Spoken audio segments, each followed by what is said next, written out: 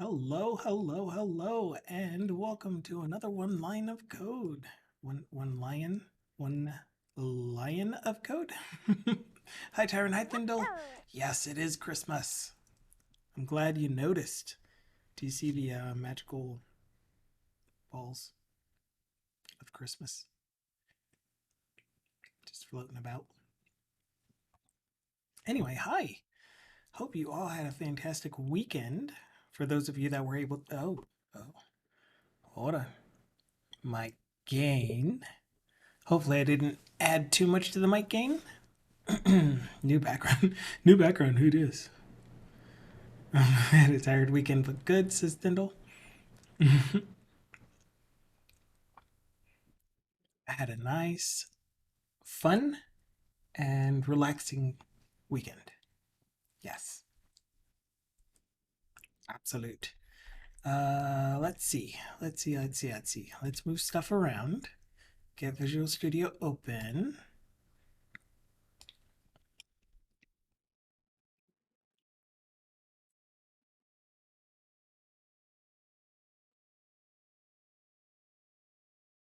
Had some stuff happen on Friday that you're not sure if you want it or not, but it's not bad. Wakata. Wakata. Visual Studio. Finance Man. Oh yeah, right. I guess we have to go to this scene now because I don't have the picture up there. Let's see. Let's change out the picture that's currently showing for another randomly generated AI image.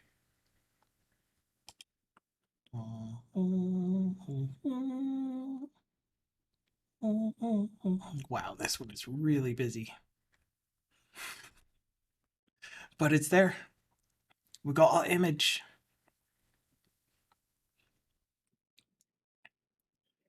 Thindle says, I went to the doc. He put me on sick leave. Not sure if I want / can be on sick leave, but am I well? Of course I'm well.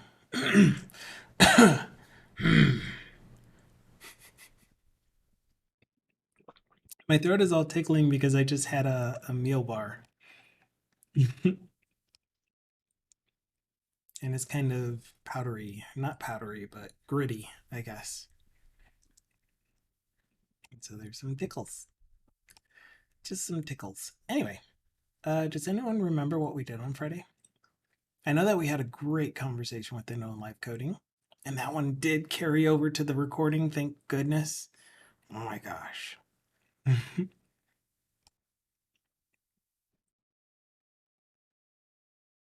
Speaking of the recording, you can find all of our past videos, if you are new here, on the YouTube channels for this project. It was definitely a fun community day. I said all. You can find most of them. The ones that got recorded, didn't have recording issues, etc., etc. Excuse me. Yeah, we tried to talk about database key selection, and then we moved on to talking about pull request shenanigans. I'm going to call them shenanigans every time.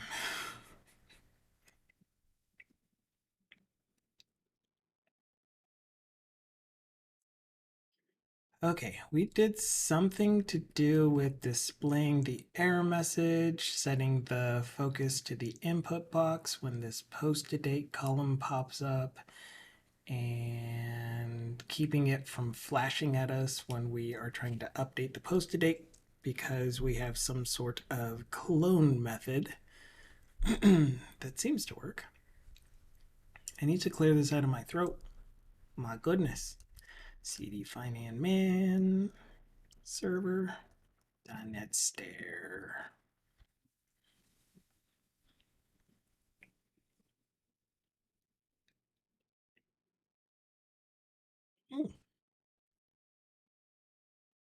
Trying to keep my head together this morning though.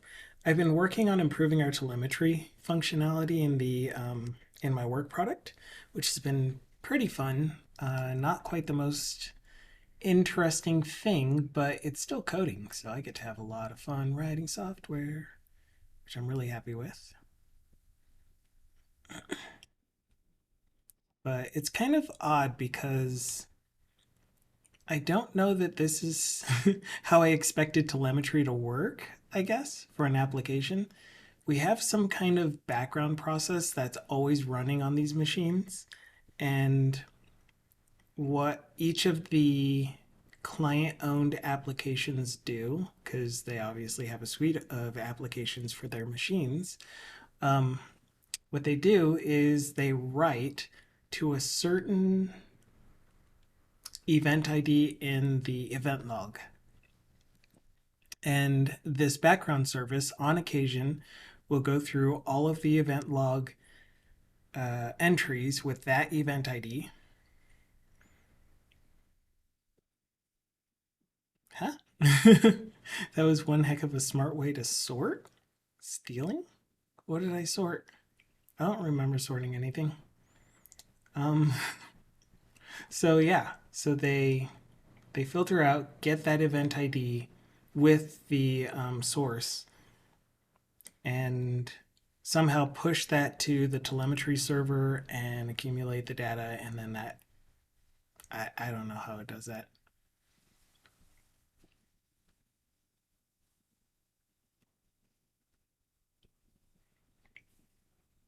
Oh, yeah, sorting using a function. I don't remember where I got that.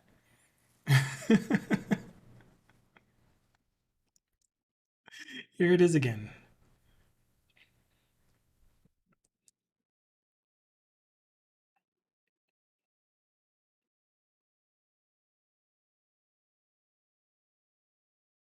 Wait, this isn't the one that I thought it was.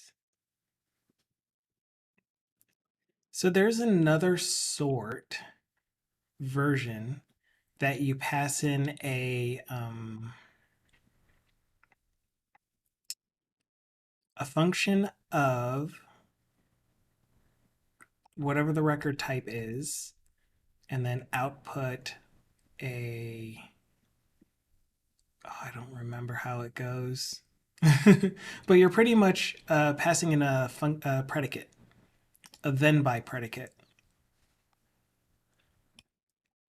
You're either going to pass in a then by ascending or then by descending, but yeah, I don't really remember how to use that one, so I ended up using this version,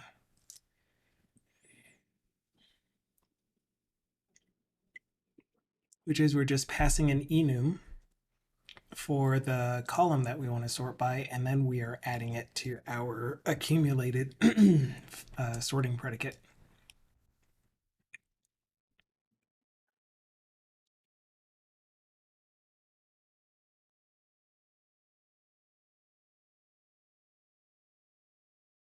Yeah.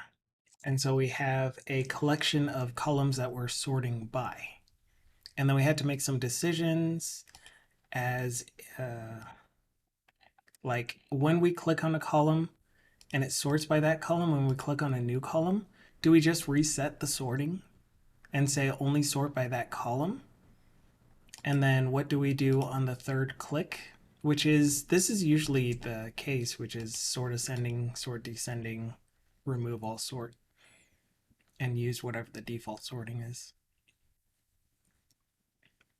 But if you wanted to, using this collection of sort columns, you could say sort by the first column clicked, sort by the second column clicked, or first column, then second column. Yeah. And I agree with you, and that's why I went with that route. So Thindle said 9 out of 10 places only sort by latest sort clicked thing. And I agree. Yeah. So clicking on, but I do have functionality for if we wanted to click and then the next click would add that sort to the existing sort. And then if you clicked on one of them that were already sorted by, it just inverts that sort. So it is sorting by that descending, and then click it again to remove it. And then you can still click it again, and now this one is the first one to sort by, and that one's the second. But that was a lot of stuff to consider as far as like, how do we keep the order? Is the most recent one that you click the one that you are now sorting by first, and then the second one? And so that's why you see this little number here to let the user know sorting by this one first and then that one next. But we're only doing one sort. So yeah. I mean, I guess if we had an advanced feature, then we could add more fields since we already have the functionality in place for it. But yay. So just to look at this, we have it to where when you click on the pending column, we get this dialog. Oh yeah, and we also added the information, which I need to add this entry to, what's it called? Localizations, so that we can get the actual value there. But if you saw when it opened, the posted date input field got the focus, which was awesome. There are two things that I would like to have, which are the enter key, confirming or doing the confirm action, and the escape key doing the cancel action. So we'll do that today. And then the other thing that we did get working is, like, let's say we did 2022 on accident, then it does give us this error message that says posted date must be on or after the transaction date. And we can now see the transaction date is 1/15/2022. And I'm like, oh, I'm a derp. Meant to put 2023. And then we click OK, and everything works as expected. Fantastic. We can also get rid of transaction dates, posted dates. The enter is simple. There's an attribute on form that is the default button. Am I using a form? I don't know that I'm using an entry form. Base transaction row. And the reason that I'm not using a form is because I have a modal. And I would need to wrap the entire modal in an edit form.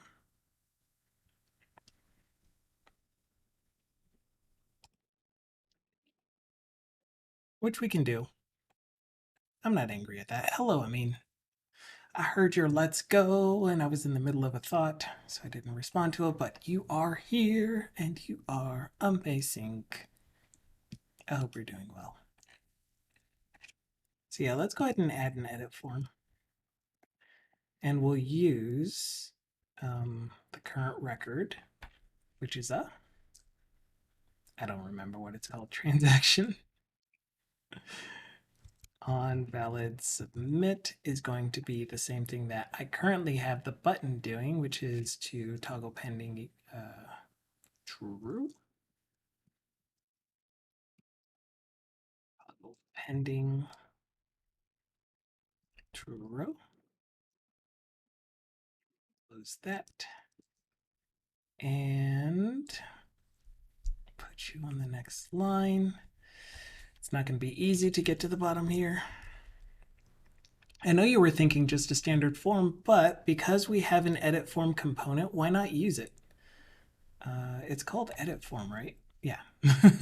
Why not use it? And I'm using Fluent Validation, which if I add a couple of other components, we can use that for our validation, our client-side validation.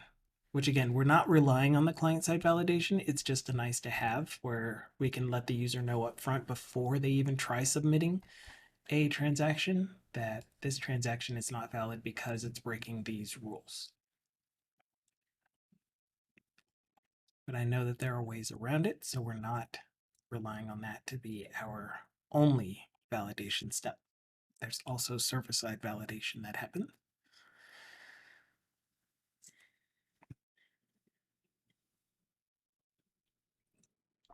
Hello, humans.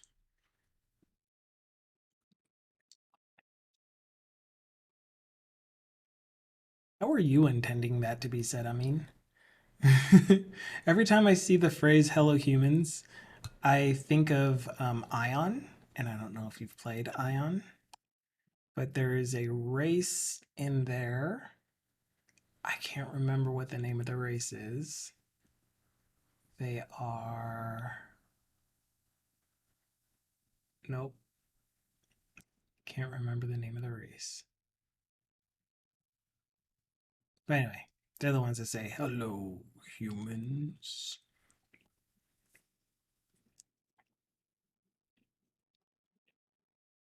Hello, chosen one. Okay, so since we are going to use the toggle pending, we may as well have, well, I guess we don't really need it. I was going to say we may as well have the edit context in here, but we're not using it. We're not doing anything with the edit context itself. Since we're doing an on valid submit, we don't need to worry about manually validating the record because we can put in here Fluent validation data validator, I think is the component. And I think it's coming from Blazor, if I'm not mistaken. Let's see. So this will be one of the first, maybe the second external component library component that we are going to use. Fluent validation validator.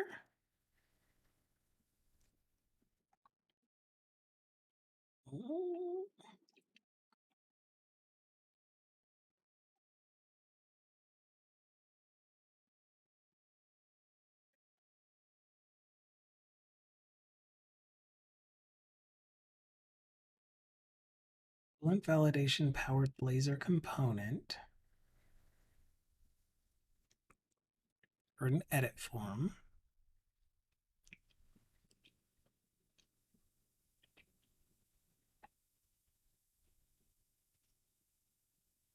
I mean, I like this one. I haven't seen it before. But I could have sworn that Chris Sankey made one.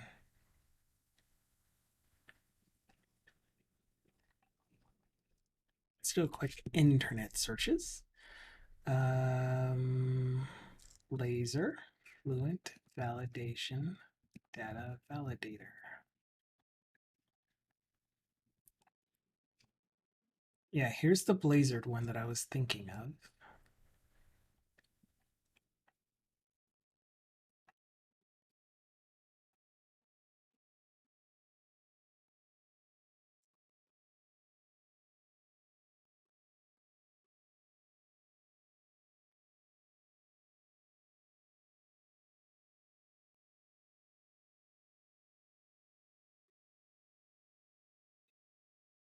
Ooh,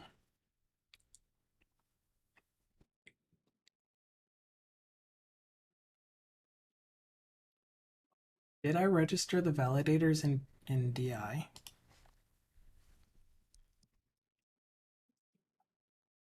But anyway, let's see if we can find that one because that's the one that I'm used to using. Blazor Fluent Validation.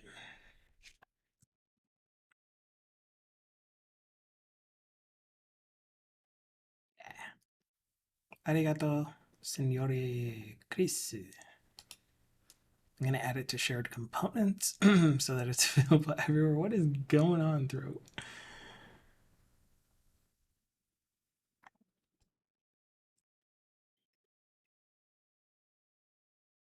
Mm. Today's stand up was fun. The project manager was like, "So, who has energy?" And nobody answered. And he's like, "Cause I'm looking for someone that has energy. I'm having a little bit of trouble with my energy levels." And I'm like, "I can fake it." Cuz my detected package reference, my thought, ooh, I see. My thought is that I have everyone does, if they choose to, have access to an unlimited source of energy. you can always access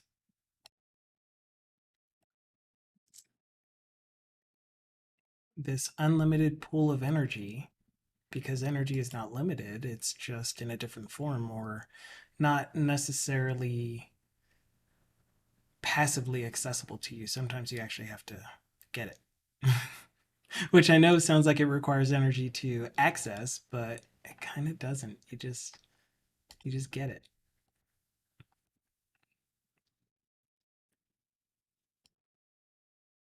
Is my testing library currently .NET 6? No, it's .NET 7. Why hasn't that been upgraded?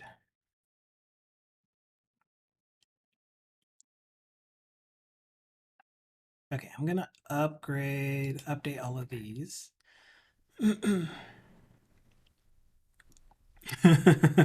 So do I. It's the candy what?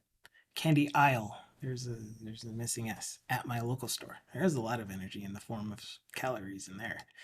But yeah, it's just like I used to feel like I have a limited amount of energy to spend on things, and if you're gonna try to get me to use my energy on something that is not in the line of what I want to be doing or the goals that I have, then you're making me needlessly use energy on something I don't want to use it on. AISLE.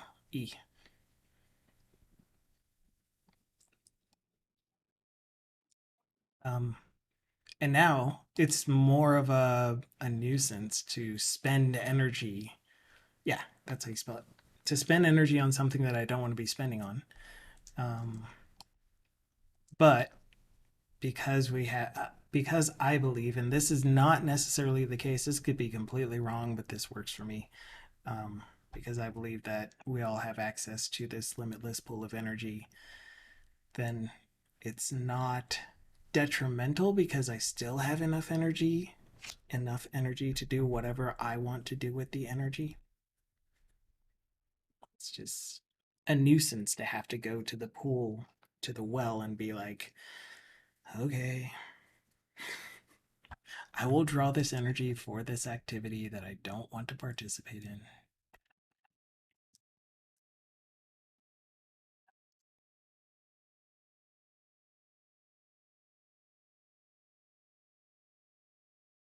So, anyway, point is, I was like, yeah, I can fake it, even though it's not faking it because I really did draw energy and I talked like I had energy and I acted like I had energy.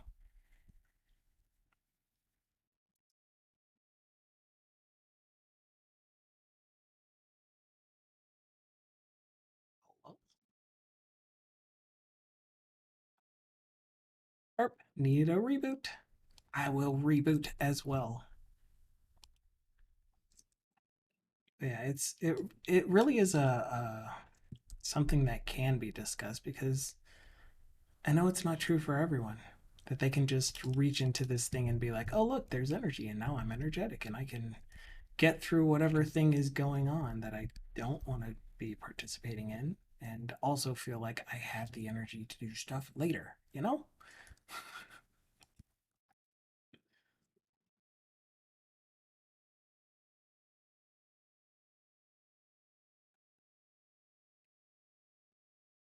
Okay, it did add. So, sumimasen. Why aren't you allowing me to add a reference? Fluent validation, validation, validator. Control dot. Nope. At using Blazor. Oh, so I put it in my shared components, and Blazor UI should be referencing Blazor components. Excuse me, shared components.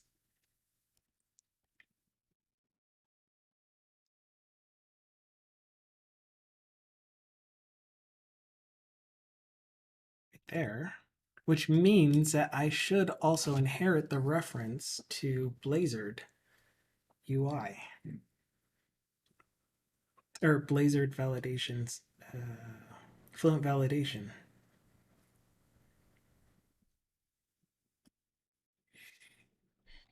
But it doesn't look like it's available.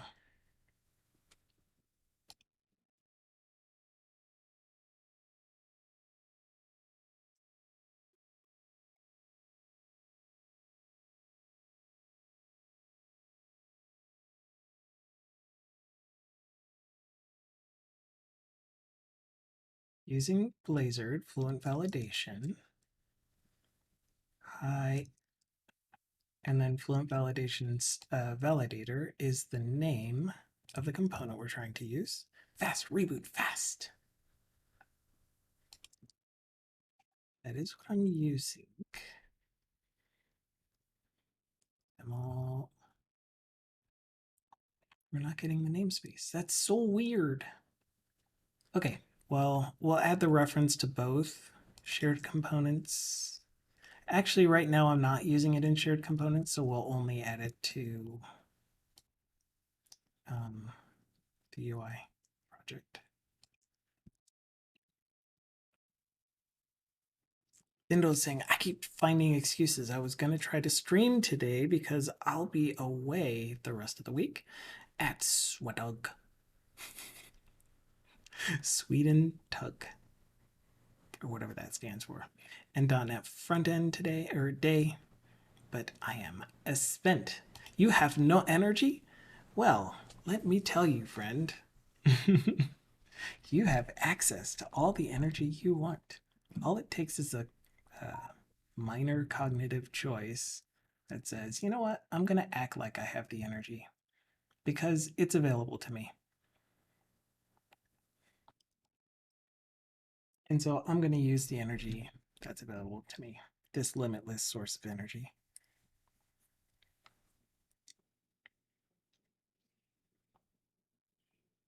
And I do wonder if it is like, I wonder if it is similar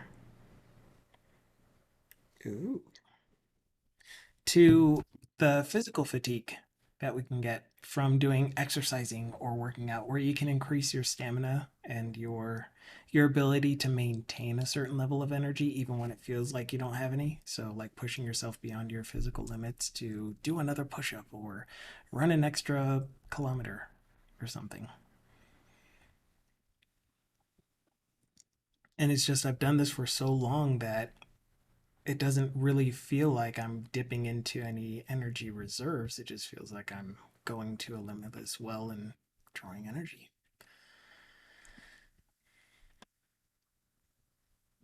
I'm gonna pack my bag and prep everything I can. What time is so it sounds like you'll be traveling. Are you flying or are you driving? And what time do you need to start your journey?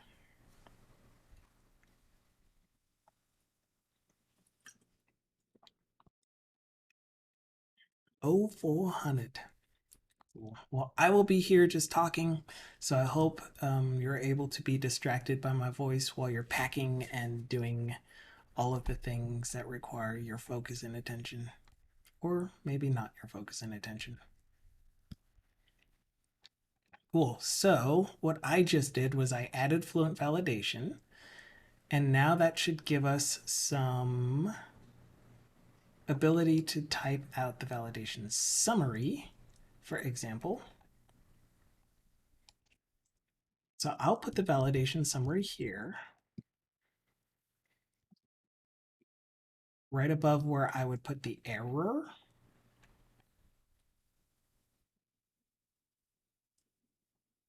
I don't need it for this one, by the way. Apps.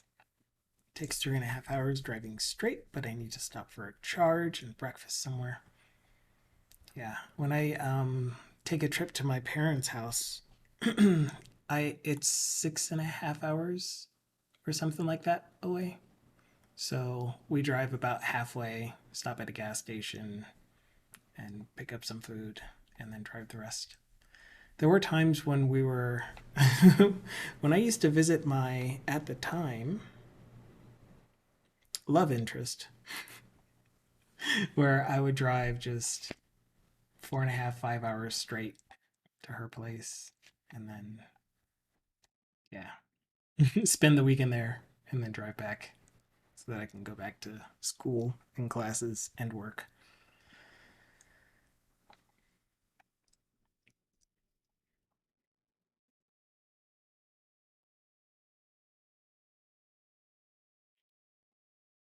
It's just 280 miles. That's nice of you to convert that into dumb American speak. I appreciate you because I really don't uh, know the conversion, nor am I interested in the conversion between kilometers and miles.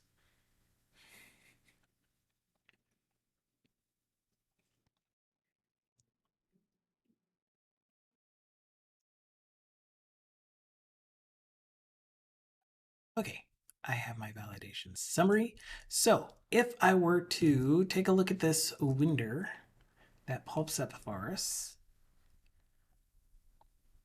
and we see here, we get our modal window to show up. Excuse me, why come my modal window isn't showing?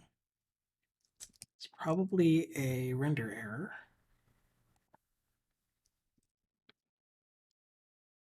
Wow, neither of my modals are showing up. As soon as I wrapped it in an edit form, I wonder if they're still actually showing up in the DOM, but they aren't rendering correctly anymore because now I have them wrapped inside of an edit form and I don't have my CSS targeting form then um, component modal. We're in the Dukasoft wrapper. Man, I miss him. I hope he's doing okay. Divided by 1.6. They're not, even if you don't want to. Jerk. It's not like I'm going to remember.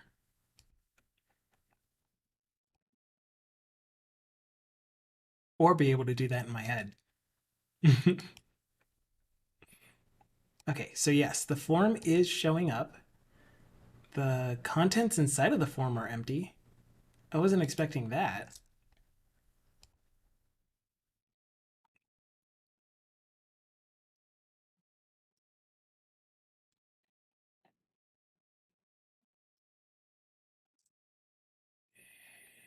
Huh?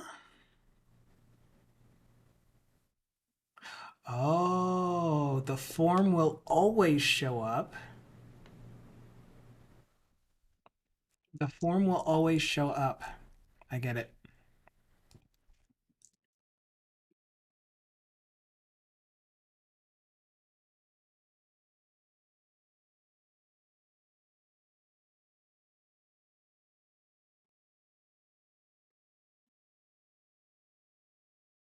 Ooh, it's not liking that at all.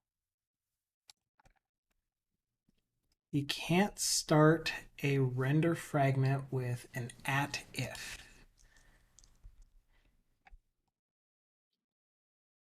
So instead, what we're going to do is use an inline if. But what is our default going to be for the inline if? So the inline if will be if show posted entry date. If we'll start with the not, and then the else will be this render fragment. Maybe we can just do an empty text.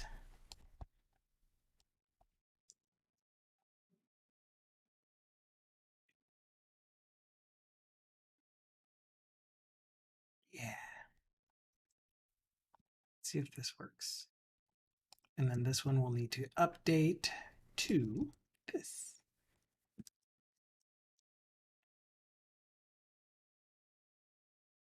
Okay. Well, what do you say then? Are you going to work for us? Meow?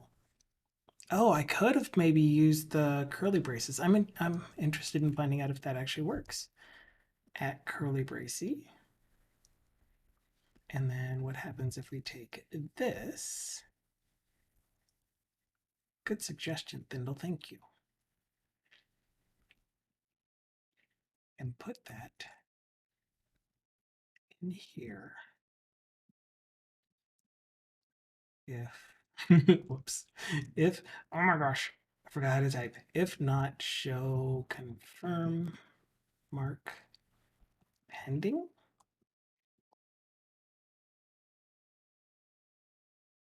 No, it doesn't like that. Are you okay with this?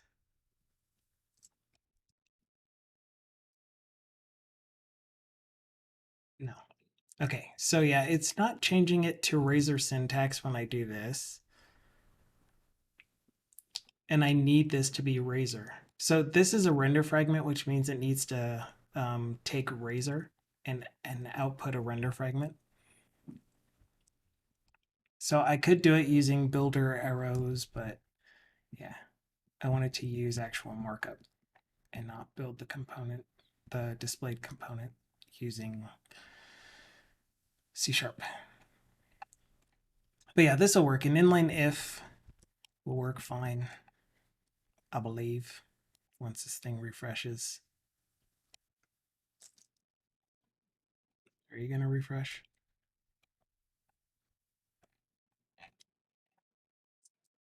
We're just going to go ahead and stop and stare.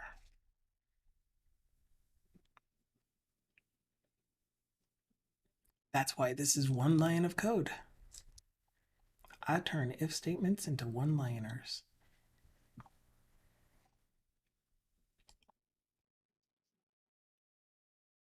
I mean, technically that's like 60 lines, but whatever. Okay, do we get a modal? We still don't get a modal. What the truck? What kind of a truck are you driving? But the form did show up, and we do have a modal inside of that form. Okay, so this form here is inside display none.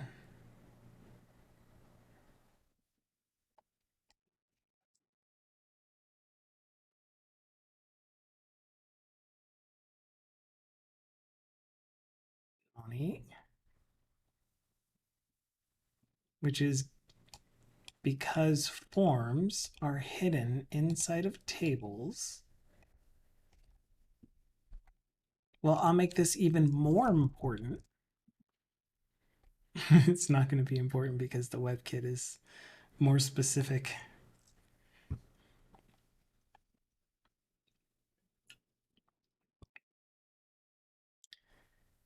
Display. I mean, we can't do anything with display. So what about position absolute? Can we do that?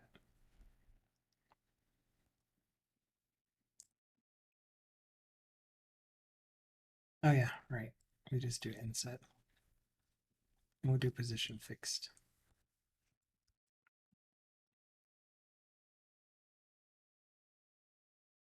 I'm still not seeing anything happen.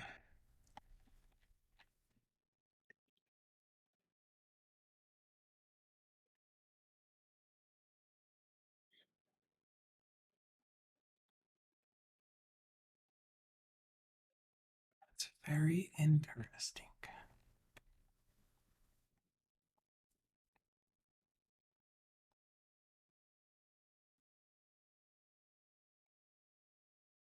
Yeah, so I'm expecting to see something highlight for either the form or the modal, just like we're getting for TR.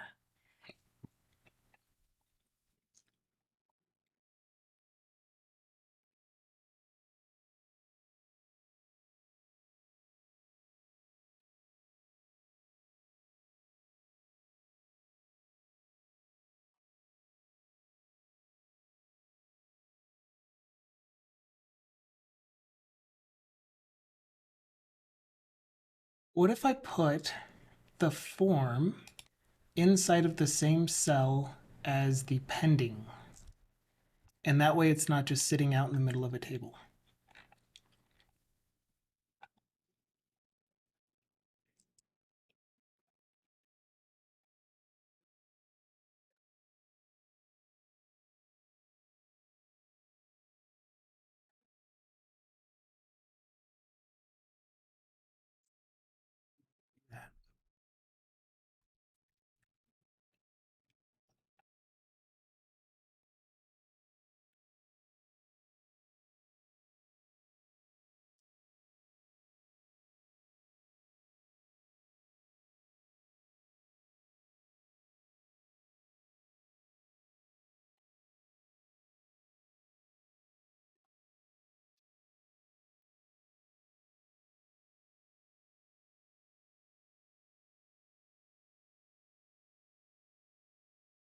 Don't really remember where. Oh, it's inside of the actual specific row. Okay, so we're going to try that. Payment history row, gone. And transaction history row, gone. We could always undo. Do it pretty. Make it pretty. Okay. I appreciate your ears.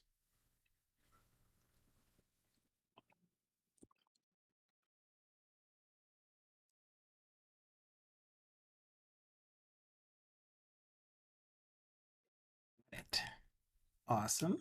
And awesome. So do I, yeah, I guess that means that I don't need to do any extra styling on the form because the container, the modal itself is being rendered correctly. And the thing is that this modal is now inside of the TD for the table, which is cool, I guess. But that just makes it render as part of the table, content inside of a cell of the table. Okay, so good news.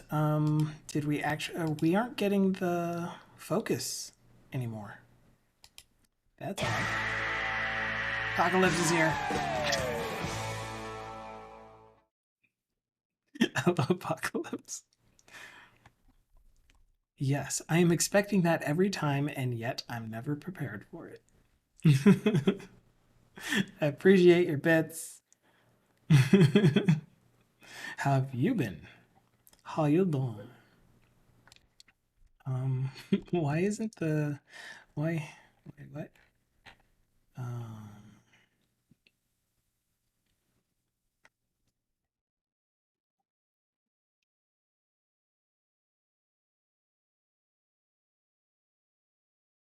you know what I could do?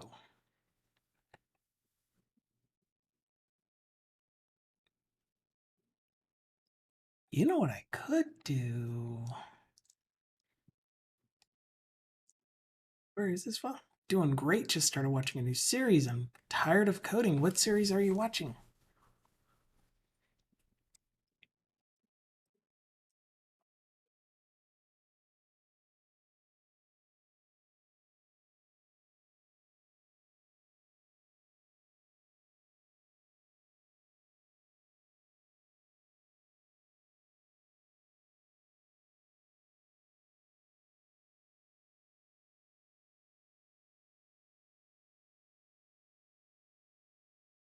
Guillermo de Toro's Cabinet of Curiosities. I've heard of it.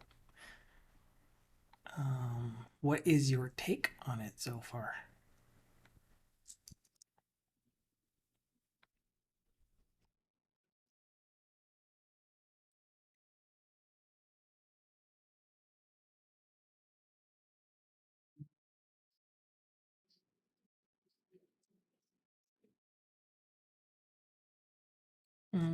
I don't want to. We'll do this later. We'll do this as a refactor step. But what I was going to do is turn these inline render fragments. Since I am printing the modals out right here, I was just planning on taking these inline render fragments and putting them in their own component. I mean, why don't I? Why would that be such a bad thing? That doesn't sound like a bad idea. It's quite good. I'm on third episode at the moment. Awesome. Awesome. I've been watching not much actually. Haven't really been watching much.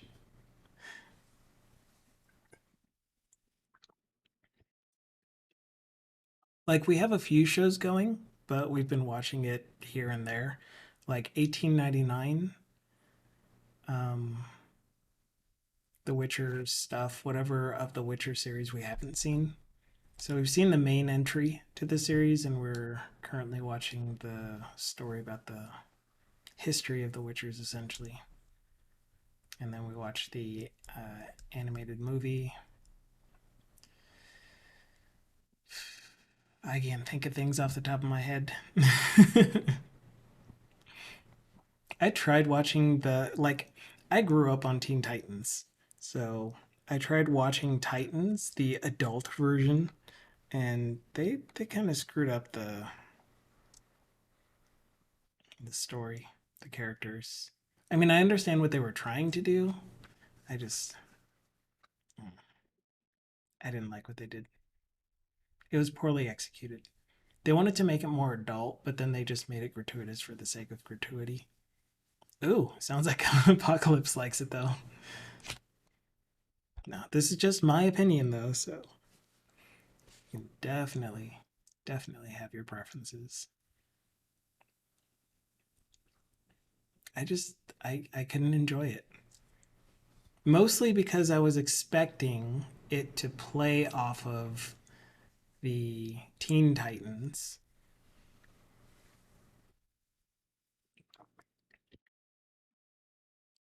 since they were essentially using very similar character names, I should say.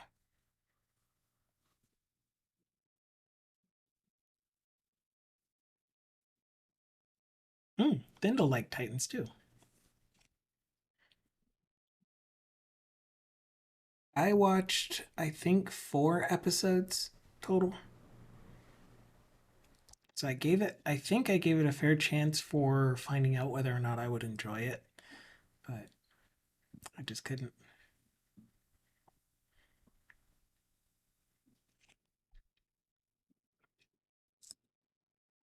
Says the guy who has seen every episode of Naruto and Boruto.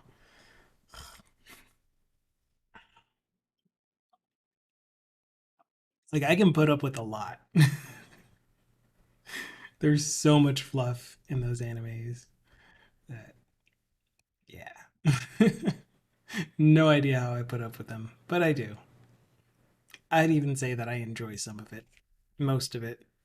A lot of it. I don't know. Some amount of it. Yeah. Was and is.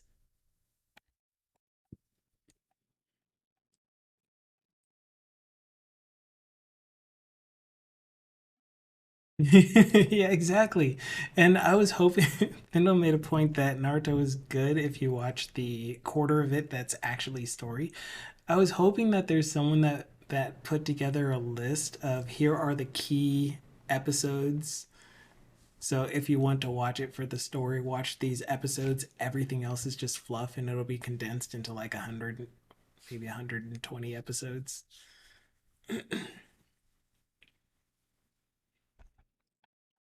Because it really is a good story, in my opinion.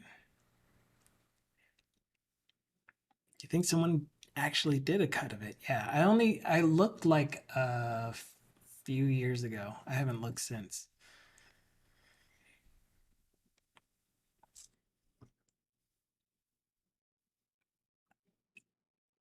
I think I'm gonna do it though. I'm gonna move this into its own component. So let's go ahead and do that. We will make 2 components, a confirm.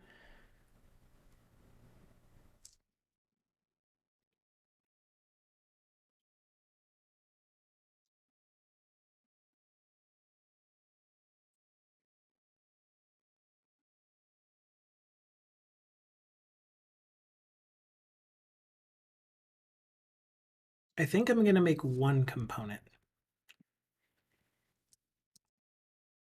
Confirm toggle pending modal. Yeah, that would be nice. I'll look for that then. Tyndall.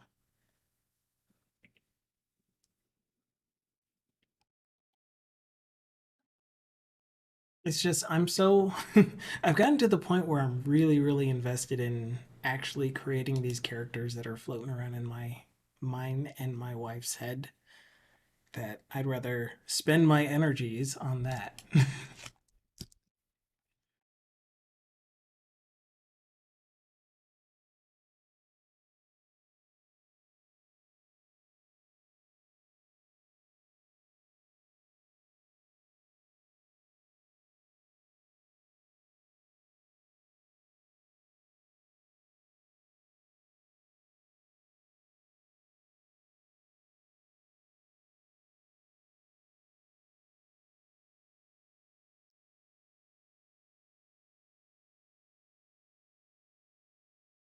parameter public rend event call back bool should changed for two-way binding.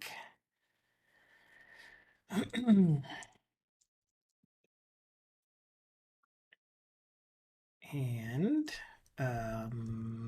if show is already equal to the value, it means that we're not actually changing show, so we don't do anything. Otherwise, set show to the value and raise the event callback. Invoke the event callback if it has a delegate.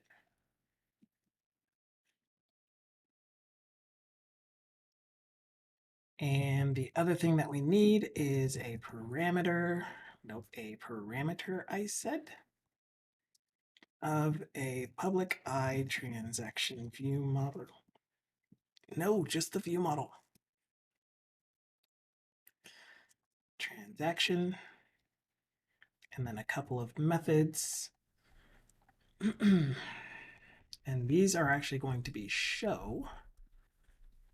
And so, I think I might do this in a safer way.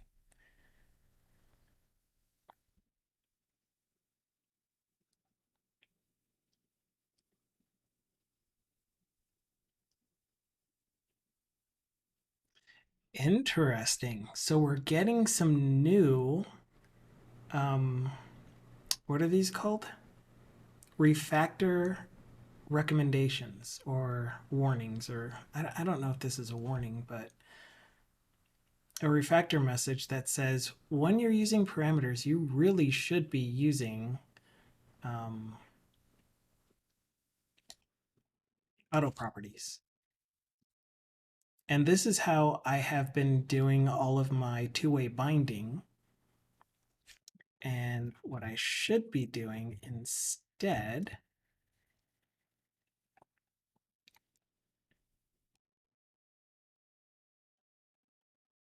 is something along the lines of when I get these two methods, toggle pending, or it's only one method that does both. Okay. And I'm actually going to have a handler for my cancel as well.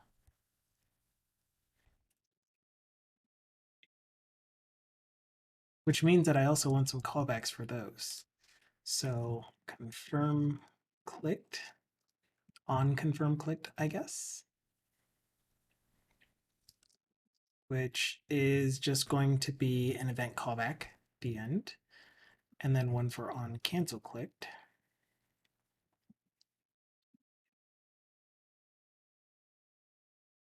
Okay, and then this is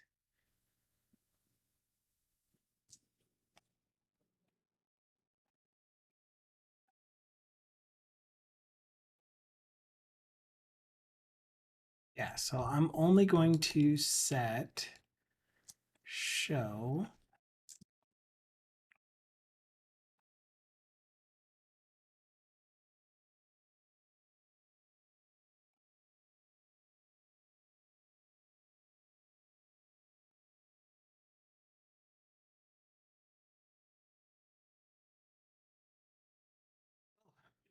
this is a lot of.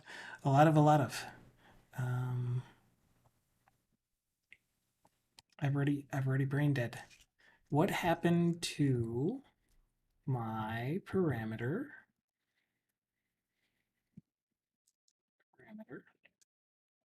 public I transaction data entry view model? I don't know where that went.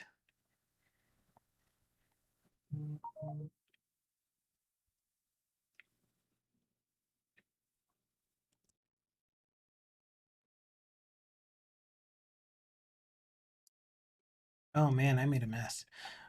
My brain is like, I can't right now. So if posted date has a value,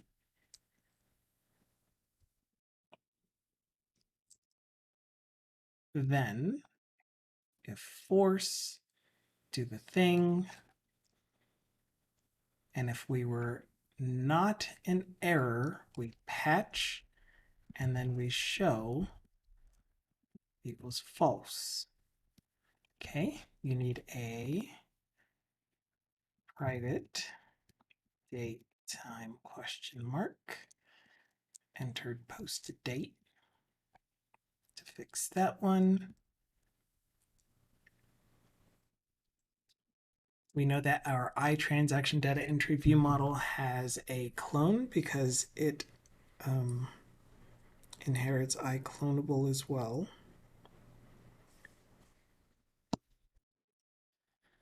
Blazor question that I kind of should look up. I can try to answer. How do I access the body of a component tag? Like what you had with the dialog before, I want to access this, or dialog head this body and body. Okay, so those are called templated components, which are kind of hard to set up in my opinion. And it could just be that I'm doing it in a weird way for the setup, but it's the way that I learned how to set up templated components. But that's a term that you can look up if you don't want to follow the pattern that I was using.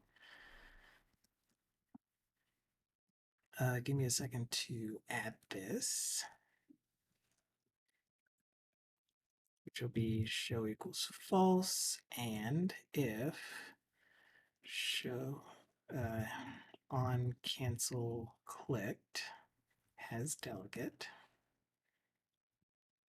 and return invoke async, otherwise return task completed task. Okay, so to find an example of how I put it together, you can head on over to GitHub, the Blazor component library, and take a look at card.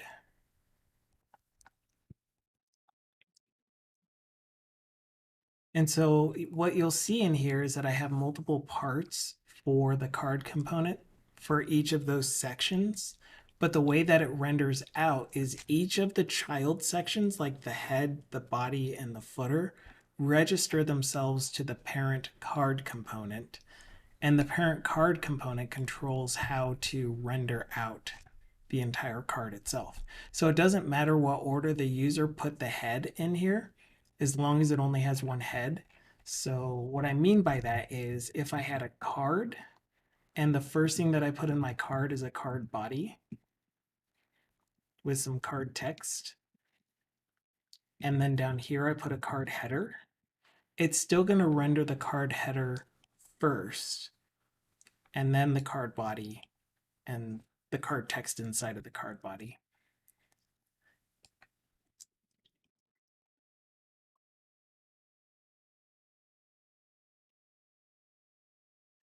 So yeah, it's a really weird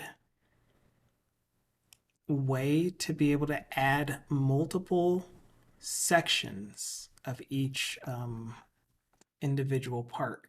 The other thing that you could do, if you know that you're going to render it in a very specific way, and it can be like here I have variable content. It doesn't have to have a header. It doesn't have to have a body, or I think it does have to have at least a body, and it doesn't have to have a footer.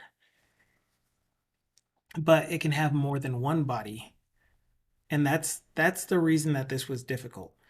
If it can have more than one body, this is the approach to take.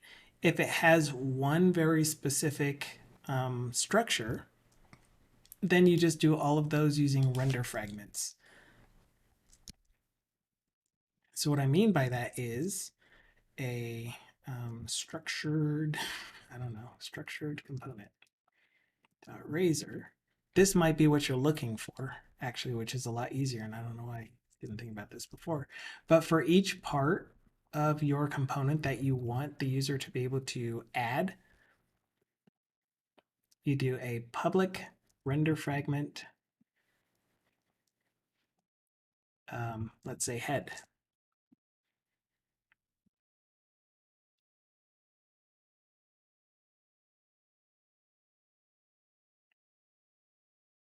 And a public render fragment body. And a public render fragment foot.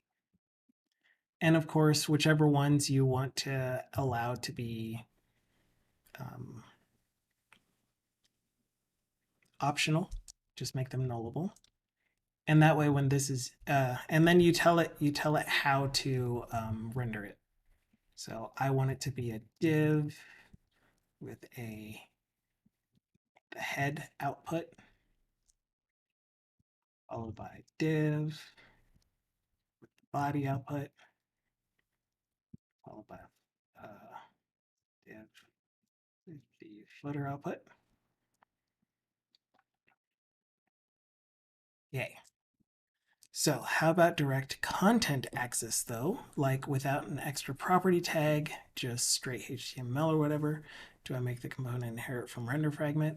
You would just make it text. So you could either do a render fragment like this, which will render out your HTML for you. But if you only wanted whatever inner content to be the only thing that shows up, you use this special one called child content. And if there is only one render fragment, and I think it can be named whatever you want. I'm not sure about that, but the typical way to do it is child content.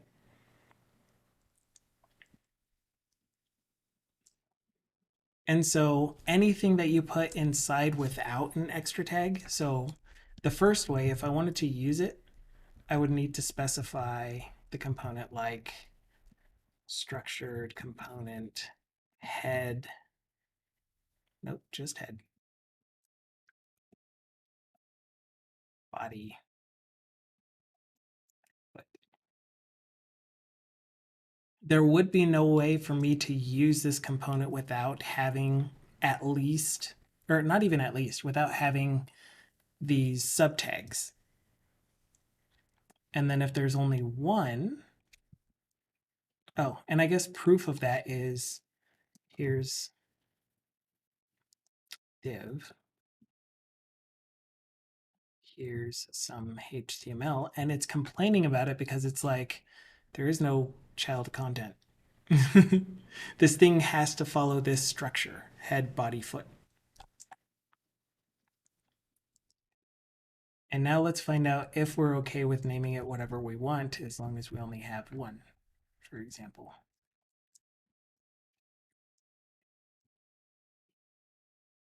Div.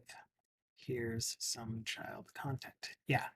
So it doesn't really matter what you call the one render fragment, as long as there's only one render fragment parameter, then you can just put the HTML directly in the new component. The one more piece that you might be interested in is render fragments can also be used with a generic. So a render fragment of, let's say that you had a model of iTransaction data entry view model.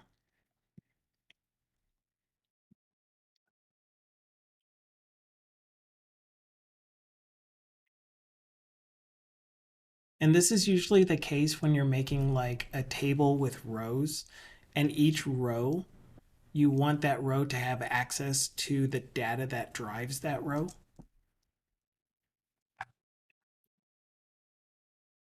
And so if you wanted to output this, then you pass in what model is going to be available to that rendered component. So in here, now I have access to context, my transaction. And now I can use my transaction as if it were a variable in it were directly available to me. Can't I?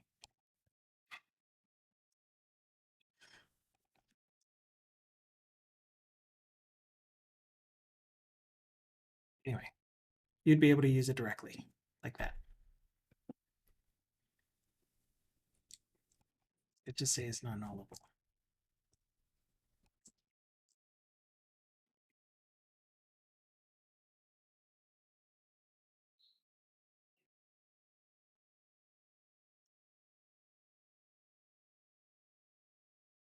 don't know why it's angry at that, but we would get it. I promise you, you would have access to whatever you name it up here. By default, it's just context dot whatever, but you'll have access to it.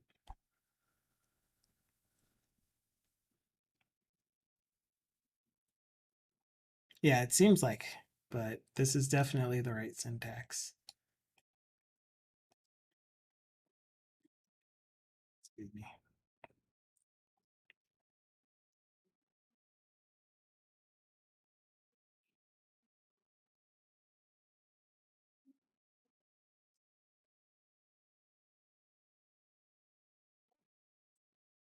You are quite welcome.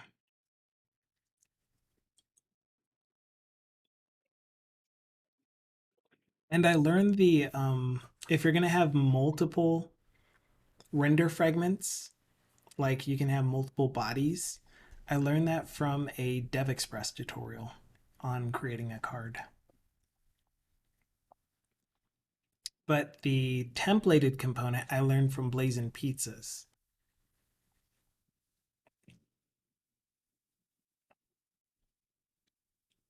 Okay, why are you acting like you are missing some tags?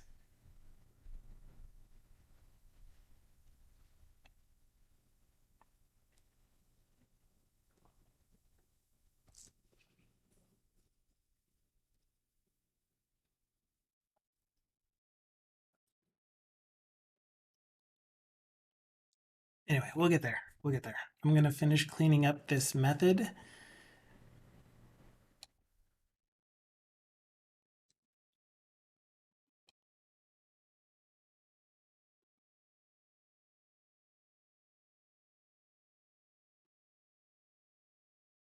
Model.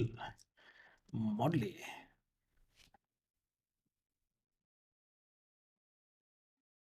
Okay, you're going to need one of these. So let's inject a private this, hide this, equals default. Don't need this anymore.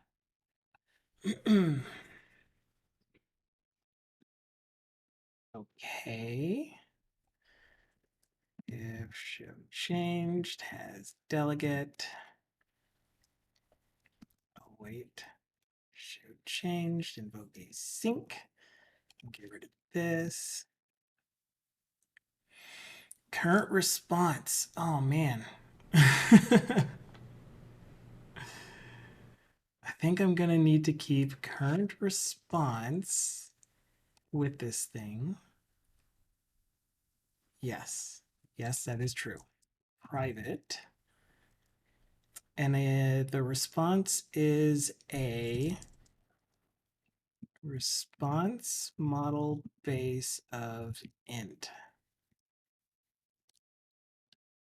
If I recall correctly, and I could be completely wrong. We'll grab it from the other form. Short. In 3, 2,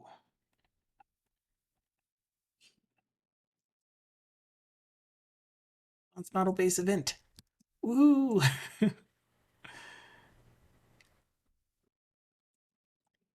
Crap. Yeah, so this is going to have to be typed as well.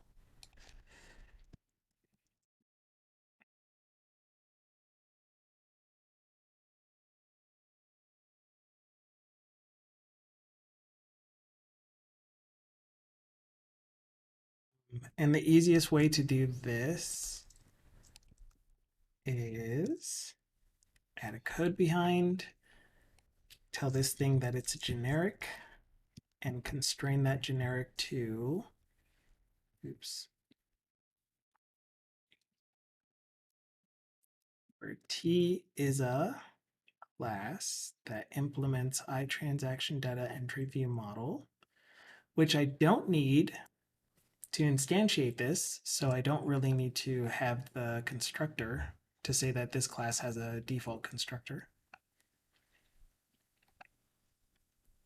Cool. Getting closer.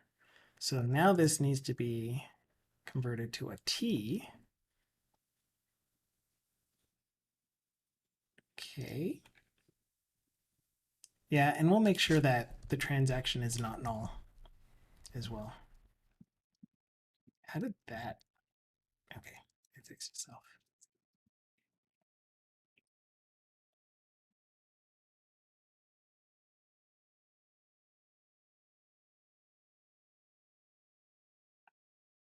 Okay, now what are you angry at?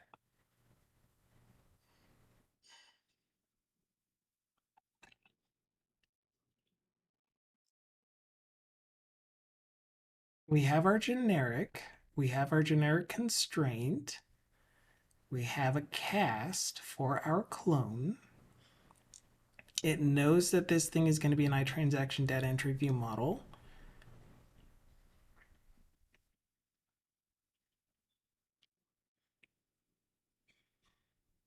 How are you working in the base thing then? We have our type param t, same thing that we currently have. And if we go to the toggle pending, type param t, where t is a class that implements iTransaction. Oh, I don't need that though. Because it's a partial on the actual component itself, we don't have to worry about inheriting from component base. Let me just stop that real quick for a few hours.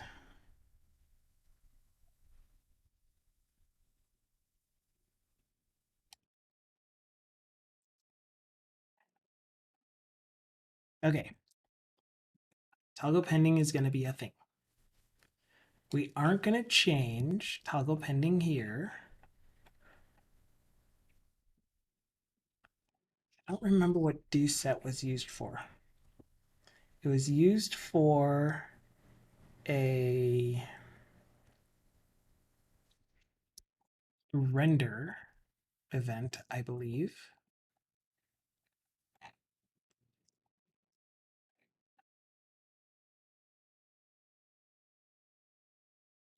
So we'll keep that in the base row because that has to do with populating the posted date itself. Hello, GoGoJax. Oh, yeah, and that's where we set the focus. Yeah, okay. So the do set would be better named as do set focus. And that does belong in the modal.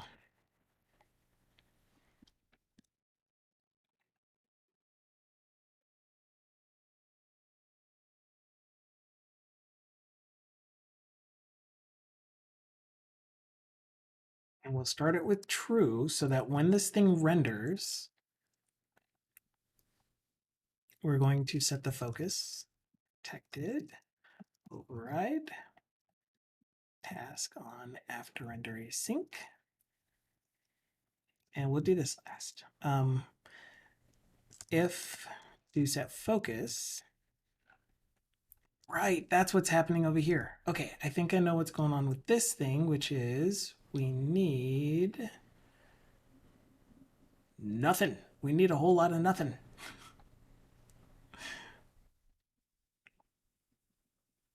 What are you angry at?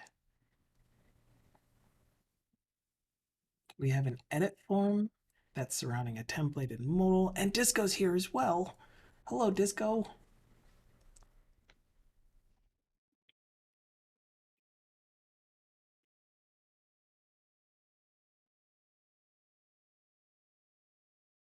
All the cool kids. I hope you two have been extremely well lately, having fun with whatever it is that you are busy with, or just not busy with, just in general.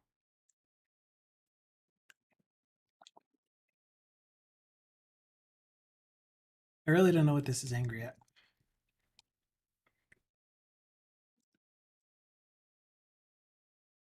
Oh, it's angry at that variable not being a real variable. Why were you underlining the whole flippin' thing? Oh my gosh. These weird kids, I'm telling you.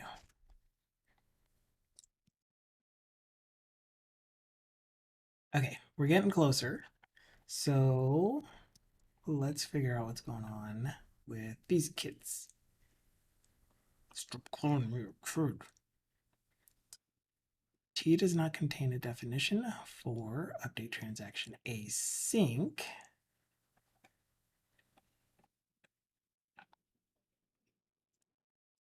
Oh, I turned the wrong thing to a D. You are still supposed to be a I. Okay, how's that? Are you happy about that? Hello? Hello?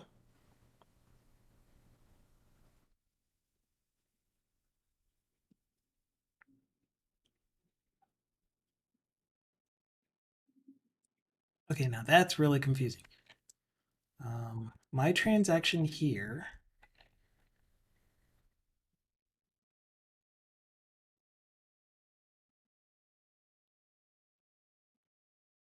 is just constrained to being a class that implements iTransaction data entry view model. And it's telling me that there is no iTransaction entry service dot update transaction. Am I using the right service? I think maybe that's what I'm freaking. Of T, iTransaction entry service of E. Aha. Aha. Okay, now it's happy. So now the other thing that I need in here is the other half of the modal, which is the one that says here is the current record. And I may as well keep this whole thing. So we'll start here. So what I'm doing, by the way, for those of you that just joined, is I am moving these two render fragments out of this base transaction row. So a transaction history row is just one of these rows that shows here's a transaction you entered. It has these details. And so the window that we're working on is this dialog here that is either going to present us with a way to add a posted date, which is removing it from pending status, or removing a posted date, moving it into a pending status. And so I had both of these modals inside of this base row because a row can have one of three transaction types currently. So any kind of iTransaction data entry view model is going to be represented by one of these rows. And so if we decided to add another transaction type in the future, it would still be able to be represented in this row component. But the dialogs are both contained in the row directly and then being rendered out here inside of a row, when really these two could be actual components and I could get rid of all of this messy disgustingness.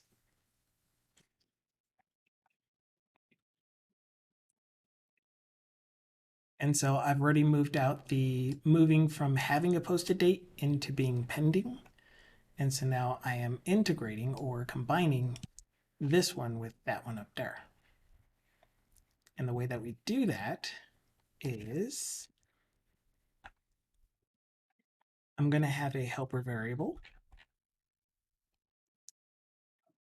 private bool, and this is going to tell me whether the current record is pending. And that is simply is transaction.posted date has value, not has value. So if there is no posted date, then that means that this record is currently pending. And the reason that I wanted to do that is so I didn't have to type this over and over, because I usually invert my knots because dyslexia. So if is currently pending, we display the title for are you sure you want to? And I'm still going to do it backwards. Holy cow. If it is not currently pending, we display the title that says, "Are you sure you want to mark this record as pending? Are you sure you want to delete the posted date from this record?" Kind of thing.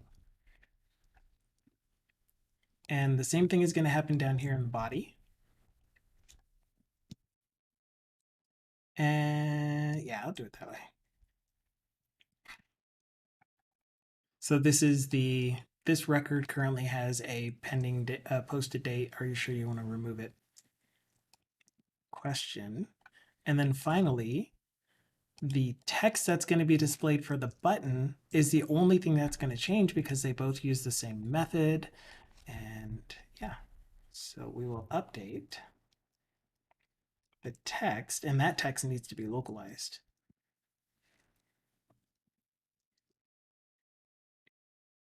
So this needs to be put inside of a text element.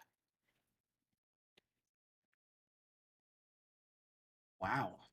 Keyboard. Keyboard.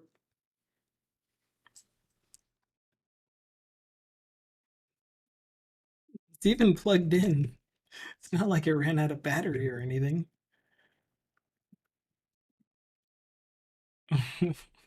I broke my keyboard. Help. Help. Okay, got my keyboard back. I think somehow I pushed one of these buttons to change which computer the keyboard is connected to, because it can connect up to 3 computers. And yeah, that was dumb. That was dumb. Shared localizer. Remove. Oh yeah, yeah. Thindle. Oh, you're not going to be able to because you're going to be gone for a bit. How long are you gone for? I need to write this down in my notes, is what I need to do. On Friday, Thindle, at the very, very end of the stream, gave me some good advice. At least I think it's good advice for the way that I have my localization strings. They're all magic strings. Oh, and go if you're available, Thindle. So right now, Thindle is packing because he's going to be taking a trip tomorrow morning to a 3-day conference, I think it was. Um, so he might not be at his keyboard. But Goku Jax is asking, did you investigate the issue with dynamic component if one of the parameters is an event callback type? So, yeah. This is here. But the recommendation that Thindle gave me was to have essentially a source generator for all of my localized keys. So a source generator that will read through my localization resx file, which I put in shared. No, I put it in a localization library. So it'll read my resx file, turn all of the keys into constants, essentially. And then instead of using magic strings, I would use localized keys dot remove mark pending, etc. Or it was the other way around. I don't really remember. But yeah, I was going to say to Thindle to remind me to do that.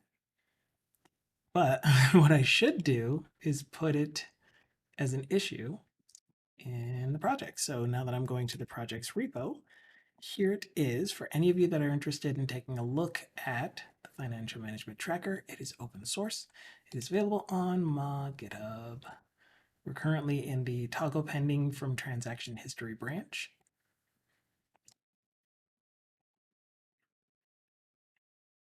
So a new issue. This is going to be an enhancement. And this enhancement is going to be for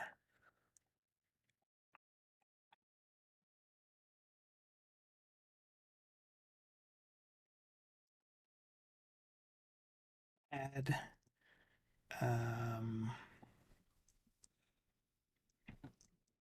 source generator for localization keys.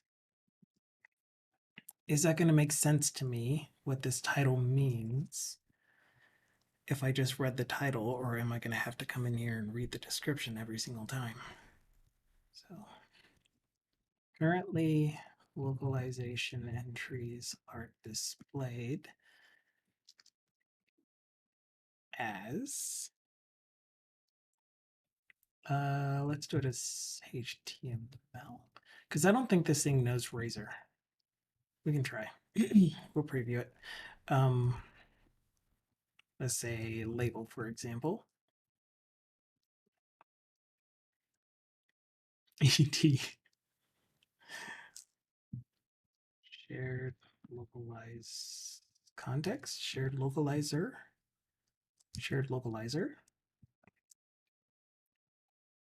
some key.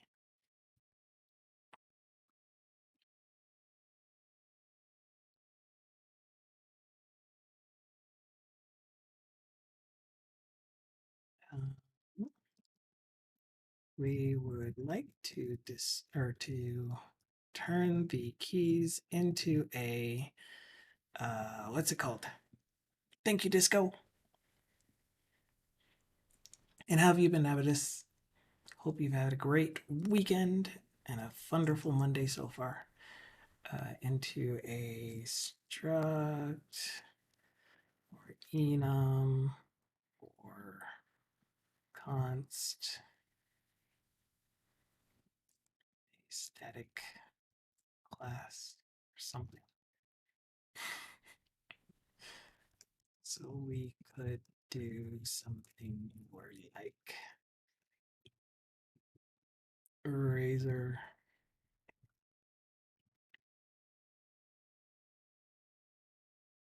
Or I really don't know what this is going to look like. Localizer keys dot some key. And then another thing that we could do with this, is add XML comments to the key property that shows the current entry in the default dictionary. I keep trying to save. Control S does not work here. Good grief. Okay, anyway, is this going to make sense for me? Add a source generator for localized keys. No, this is more like remove magic strings for localized keys. The recommendation is to make use of a source generator to do this somehow. Okay. Okay. It is now written down in a scroll somewhere, so we won't forget about it.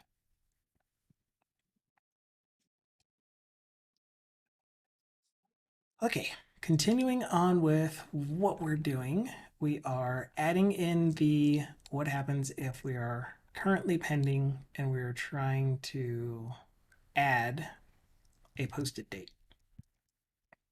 That is going to look like this kind of a header,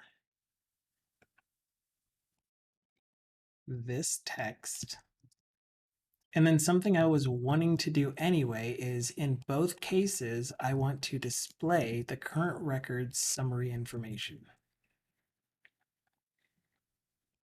And payee value, I need to grab from over here.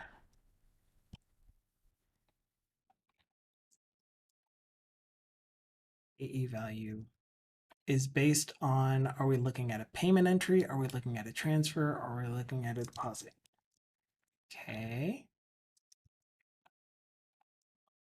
And then finally, the button text is going to be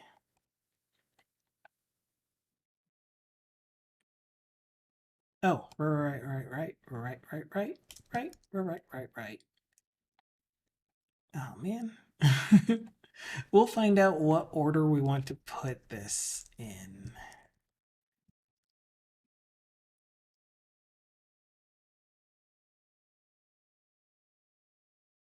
So this is going to be div class edit what is it called? Form group. That's what it's typically called. It's a form group. I'm going to get rid of this in favor of using our validation summary. We should have a posted date in, oh, we don't actually have the element reference, but we do have a posted date, which is what this should be bound to, entered posted date. Man, so many things to remember. I can't believe we did all of that though. I really forgot how much was already in that component and we're pulling it all out into somewhere else. But element reference, which is a struct, so we don't need to worry about making it nullable. The only thing that we do need is if do set focus and context is not null, then we can do wait. Actually, yeah, we'll do a wait. Set focus, set do, set focus equals false, so we don't do it twice in a row. We're going to make you a sync, and instead of returning, you're going to be a wait. Okay, so what I'm doing here is if we're on a loop that says do set focus, then we're going to set the focus to the input field. And that's going to happen whenever we first load the dialog. Oh, this is going to be a different thing now because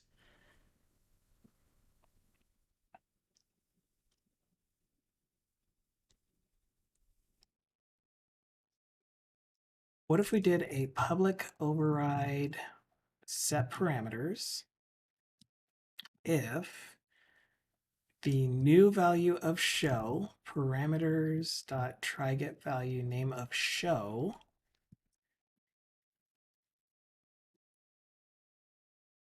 out var old show or new show is not equal to the current value of show and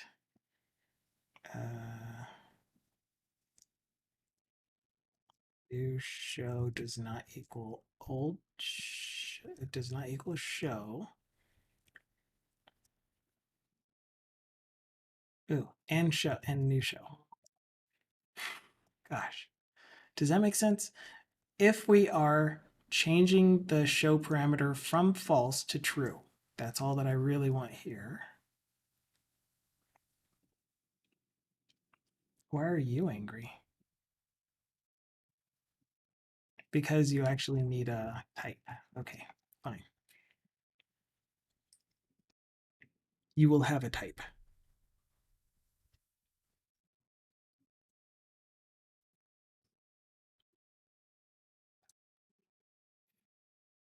You. Okay, then we can do the like, do I actually have to set? So if I'm intercepting, no, because that's what this is going to be here. So never mind. Do set focus. That's the only thing I'm resetting.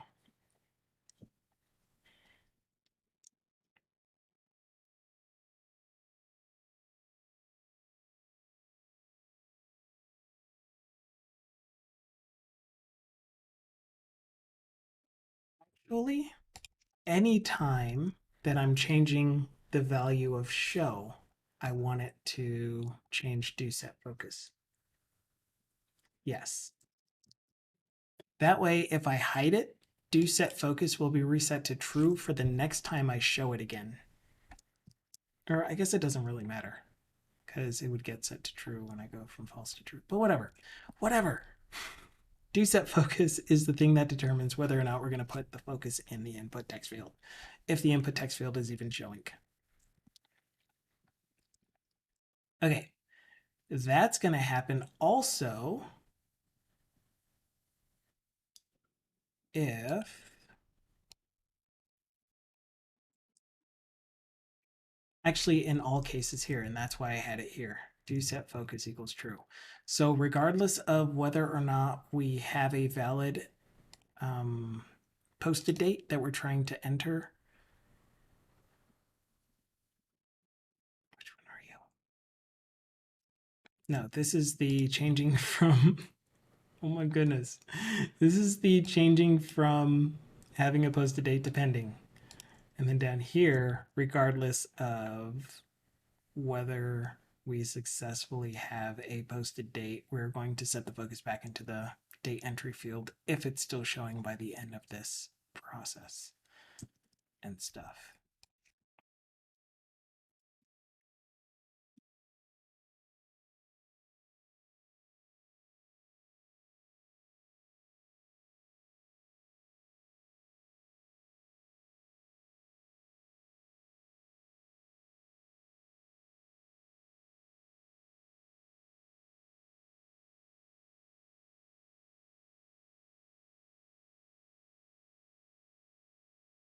Okay, and now we don't need this anymore.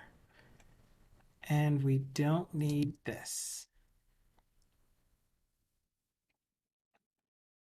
Oh my gosh, I have no idea if we took care of all the things that needed to be taken care of.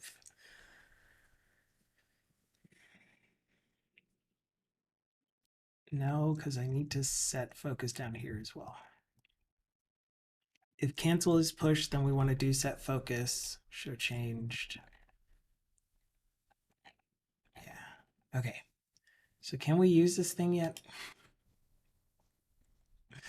Up here, where I am printing both of those out individually, I am just going to have one confirm toggle pending with the transaction being the current records transaction.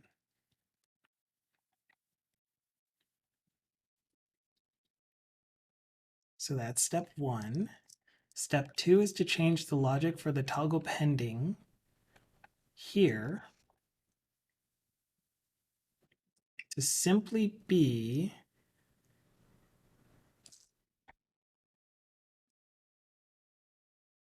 I'll just make a new handler actually. Private task. Task. Do I need this to be a task?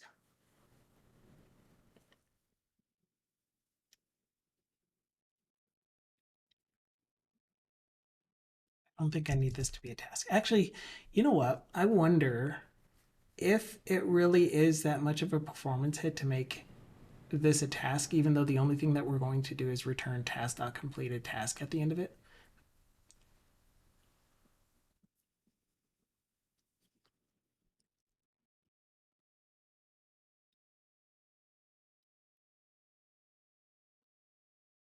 Like, you know what would be really nice? To eliminate all of the complexity and all of the questions about should I be using a task or should I be using void. Everything in C sharp from now on should just be a task. There is no such thing as returning void. Or not returning, I guess. And then at the end of everything, you always return task.completed task, or you do some actual async processes inside of it, or task.from result.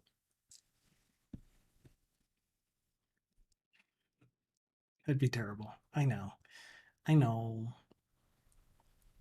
But that's what value tasks are for.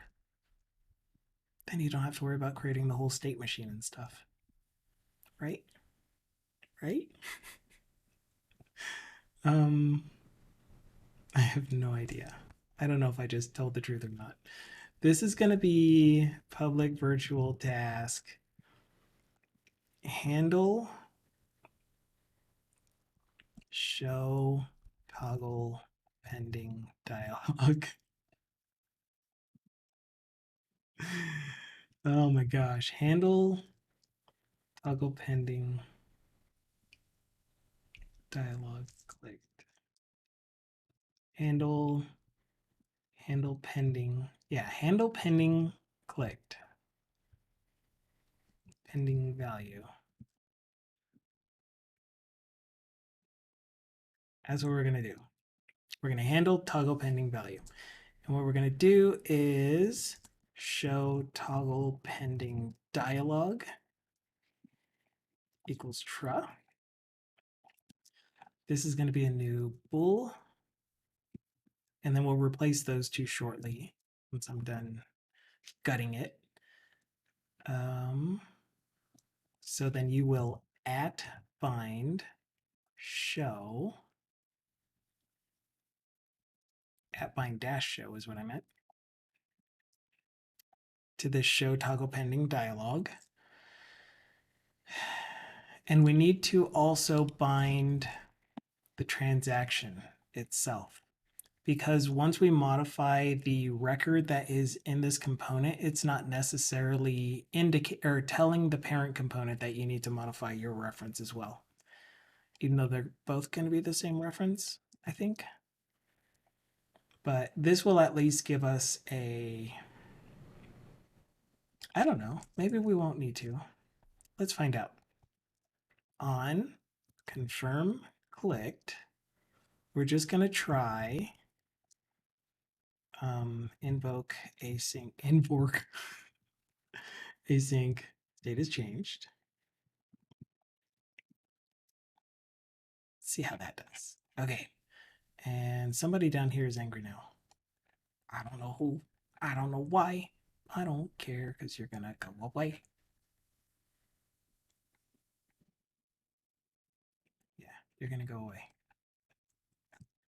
Let's get rid of it. Are you still there? Are you still angry? Are you still upset? Yeah, you are. I have an opening TR. I have a closing TR. TDs, opening component, closing component. My if statements are properly bracketed. Instead of toggle pending, you are going to be handle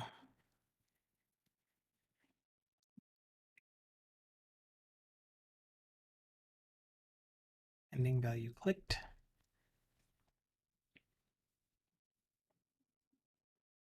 Anyone else need to be updated here? I don't think so. The pending does. What do you mean I don't think so? What do you mean? What do you mean?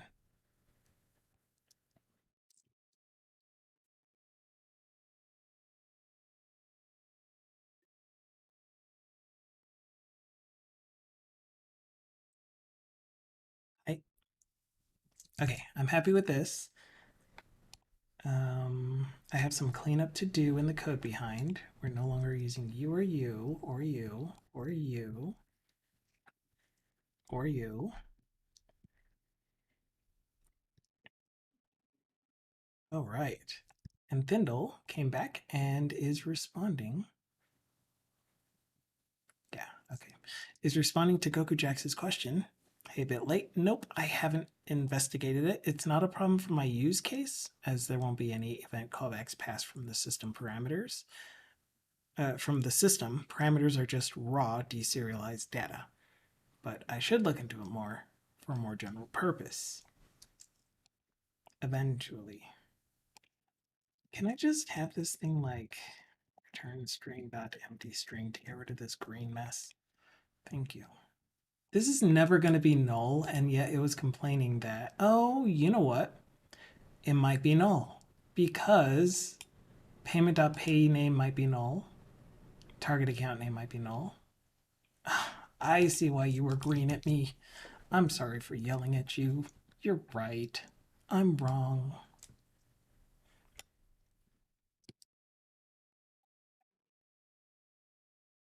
Okay, so that's good. We don't need the OK and cancel anymore. Those are no longer used. We are using this, but I forgot to return task, completed task for now. So the reason that I'm leaving it as a task is because I have a sneaking suspicion that I might need to do a re-render. And I like to do those using invoke async status change. Toggle pending is no longer needed. So that simplifies this quite a bit. Wait, you're still angry? Virtual or abstract members cannot be private. Protected is what I said. And actually, this doesn't even need to be overwritten. So this really can be a true private method. We don't even need this. Holy cow. And the service goes away. That just cleaned up this component quite a bit. I like it. I like cleaning components. Uh-oh. A Layla clip. Oh, can you even hear these? No, hold on. Let me get my other browser that you can actually hear. You're not going to be able to clip her anymore. It's knifing out. This is in reference to my nullness. I also need this thing up just to make sure that we can hear her. It's knifing out, panic, panic, panic. Yes. Yes. It's knifing out, panic, panic, panic. I mean, does YouTube have a similar type of thing? So for those of you that don't know, Layla has completely moved over to YouTube's for her streams. I don't exactly know the reasons why, but I mean, she has her reasons. So, but she is extremely talented. She's really cool, super fun to hang out with. If you ever get the chance, check her out when she goes live on YouTube's. Or I don't even know if she like completely stopped streaming or not. But that was absolutely relevant and hilarious. This thing can be null. Might be null. Hand wavies.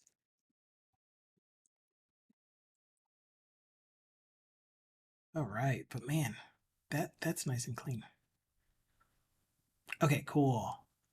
Ooh, I need to be careful with saying that phrase because my phone thinks that I'm talking to it. Let's finish up with this last little bit for the confirm dialog by making sure everything is in place. I didn't put the button text yet, and I already deleted this thing. So let's just grab that real quick. It's just okay and cancel.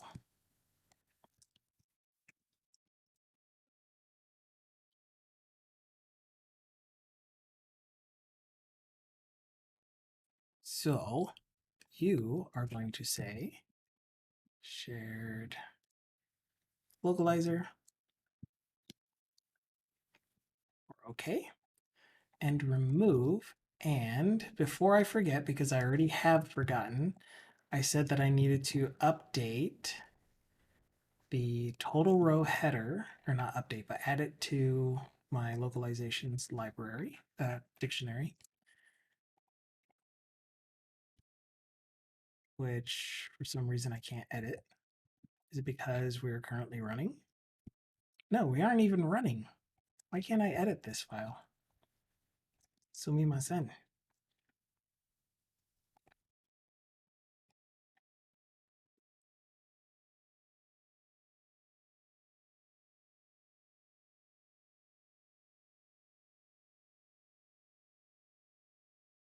And okay, and remove.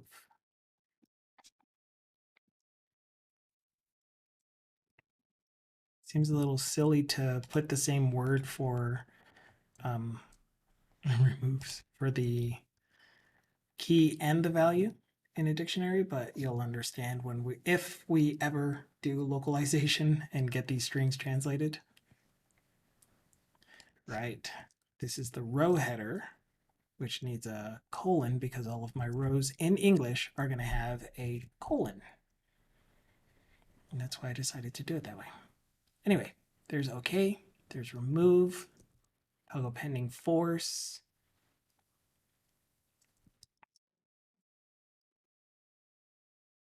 Oh, yeah, that's going to be even harder to implement now, though.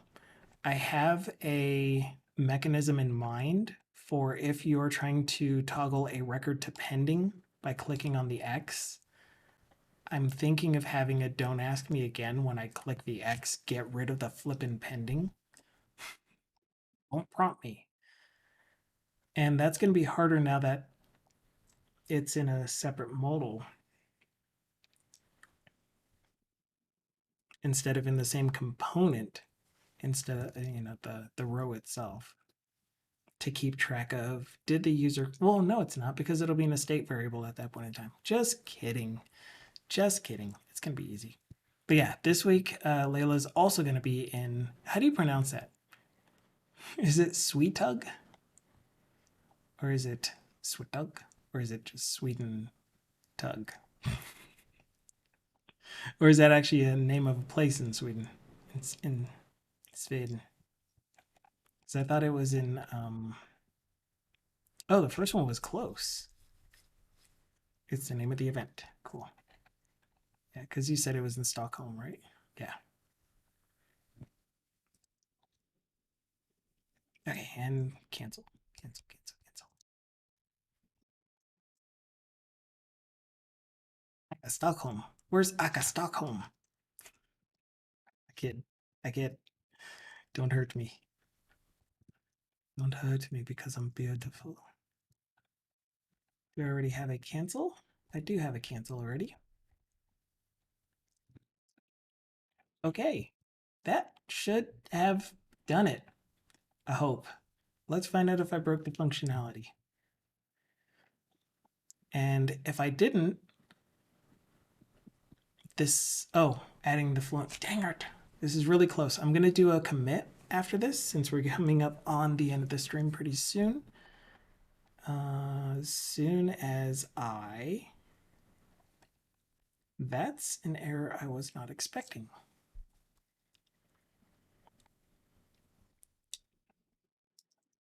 Class struct, unmanaged, not null, and default constraints cannot be combined or duplicated in base transaction row. How is it being duplicated?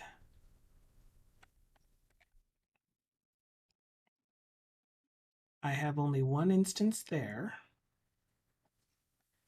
I have a type param here. I have a type param here. I want those to be in the same place, in the same order.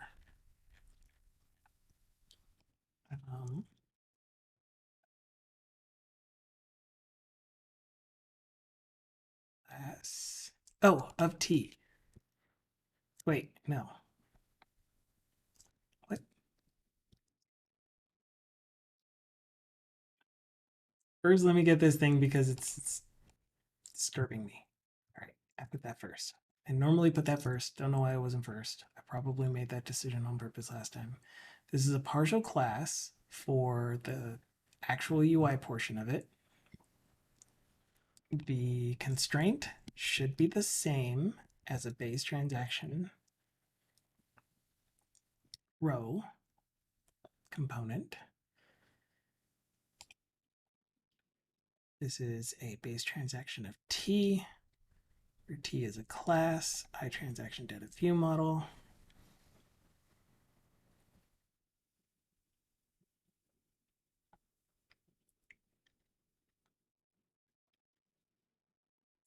This is completely not what I expected to see. All right, stop that real quick. We'll do a for real build and see if the output gives us something more meaningful. Even though that should be the same output.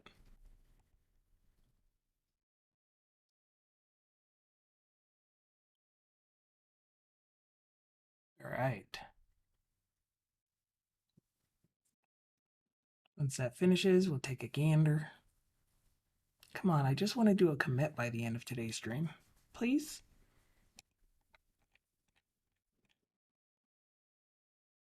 Warning, warning, warning, warning, warning. Warning, warning, warning, warning, warning. Success. Success status is not used. Warning, warning, error. But where's the actual error? We were expecting Blazor UI to give us an error. Oh, here it is. No, it's the exact same message.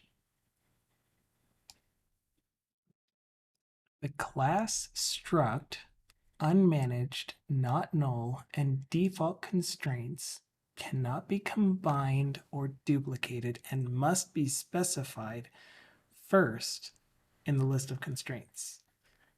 Class is the first thing that is listed in the constraints.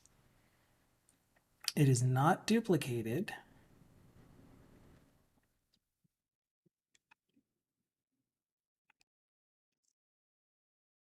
What if we just, got rid of the class constraint, period? Same here. Because we aren't trying to do a no, except that the flippin' transaction service requires it to be a class. So we have to follow the same constraints as what we're using it for. But we're not using that anywhere here, except we are when we are assigning the value right here.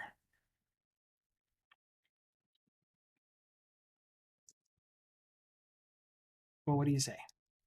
Are you still angry? Yeah, still angry. Dang it. I was not expecting this.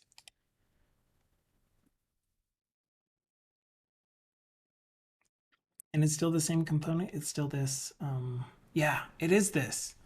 It's this thing here. Where this thing is now probably saying that the constraints don't match.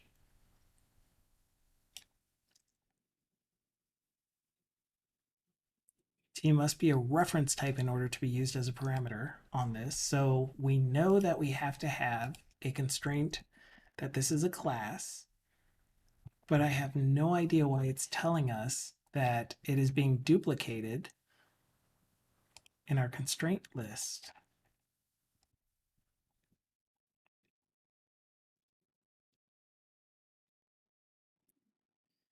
Class struct, unmanaged, not null, and default constraints cannot be combined nor duplicated. I don't have anything other than class listed. I guess iTransaction data entry view model is not a nullable, which means that we are having an implicit not null, maybe? That doesn't make sense to me though.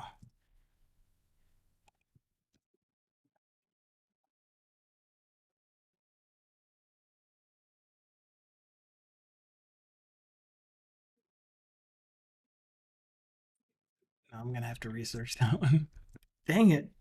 Okay, well, I'm not going to be able to push this because I don't like pushing code that has errors. Gosh, we'll just have to figure this out on Wednesday. So that's where we're at for the day. Hopefully, I'll remember and not have to spend the next 20 minutes or the first 20 minutes on Wednesday figuring it out. I just got a Teams message. So, but that's going to be it for the stream for today. So I hope you do join me again on Wednesday when we try to figure out what this issue is and fix it, of course. Yeah, I hope you guys enjoyed your day with me here. We'll be posting this video to the YouTubes sometime after 24 hours after I end the video, end the stream, I mean. And you can see the project on GitHub. It's still a few commits behind. Stop messaging for a second.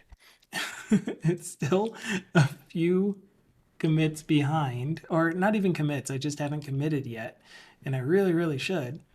But at the moment, look at all these changes.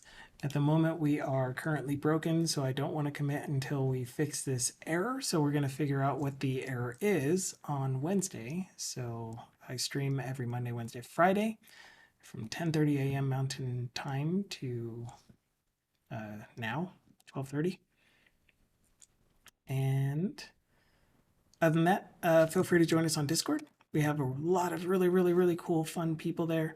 They're really just kind and cool and nice. So if you have any questions, if you want to help answer questions, if you just want to chat, if you want to talk about whatever it's called, technology related things, or even, yeah, we have a freeform channel in Discord. So post whatever, post cat pictures and pet love, or whatever your pet is. But cat pictures are just, they're awesome. Okay, ciao for now. I'm gonna do the waving. I'll see y'all later.